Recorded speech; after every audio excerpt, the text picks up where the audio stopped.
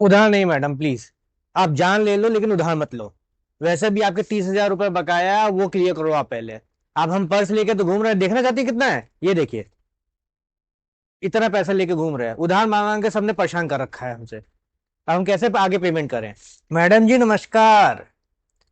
अब हम वो पेन पेपर से बिल काट के सामान बेचना बंद कर दिए। अब हमारा सारा काम ना सॉफ्टवेयर सिस्टम से चलता है।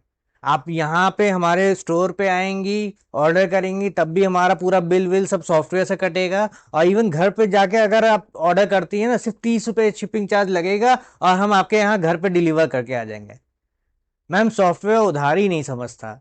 वहां पे अगर आपको लेना है ना तो आप कार्ड से ले सकती हैं, अब उसको भी आप ईएमआई में बदल सकती है, ये प्रावधान उसमें है। तो आप मतलब 30 दिन की उधारी भी मिल जाएगी, अगर उसको आप पे कर देंगे तो अच्छी बात है, नहीं पे करेंगी तो आप उसको ईएमआई में बदल के आप कार्ड को धीमे धीमे करके पे कर सकती है। जी हाँ।